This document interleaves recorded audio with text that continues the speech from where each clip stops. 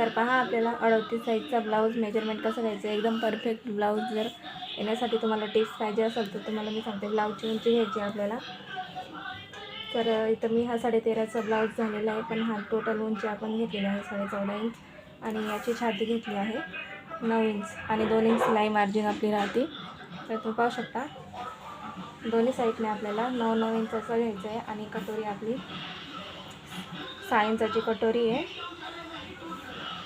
आपल्याला 6 इंचाची कटोरी घ्यायची आहे 36 साईजसाठी आणि याचा गळा घेतलेला आहे 6 इंचाचा गळा आहे आणि आपली कमर आहे 9 इंचाची. तर तुम्ही असं मागच्या साईडने गळा घेतलेला आहे मी. तर हा गळा आहे 7.5 इंचाचा गळा आणि ही पट्टी आहे ती आहे 4.5 इंचाची. तर आपल्याला असं मेजरमेंट घ्यायचं आहे आणि स्लीव तुम्हाला सांगते स्लीव किती घेतलेला आहे. तर तुम्ही पहा स्लीवची. तर आपली स्लीव आहे 7.5 इंचाची आणि मुंडा घेतलेला आहे 6.5 इंचाचा. तर 38 साईजसाठी मुंडा 6.5 घेतल्याने आपला शोल्डर उतरत नाही.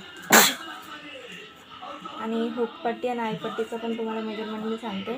तर आपली इथं 7.5 इंचाची बटनपट्टी आणि आईपट्टी आलेली आहे. तर आपल्याला असं पूर्ण ब्लाऊज जर शिवायचा असेल आणि कटिंग जर तुम्हाला पाहायचं असेल तर मला कमेंटमध्ये नक्की सांगा. मी तुम्हाला ब्लाऊजची कटिंग बनवून दाखवते. आणि कटोरी तुम्ही पहा, कटोरी अजिबात चपटी नाही आहे. तुम्ही कटोरी पहा, चपटी बिलकुल पण नाही आहे, एकदम व्यवस्थित आलेली आहे. आणि त्याची योकपट्टी पहा, योकपट्टीचं मेजरमेंट तुम्ही पहा किती छान आलेला आहे आपला. तर असं तुम्हाला जर परफेक्ट ब्लाऊज शिवायचा असेल तर कमेंटमध्ये नक्की सांगा.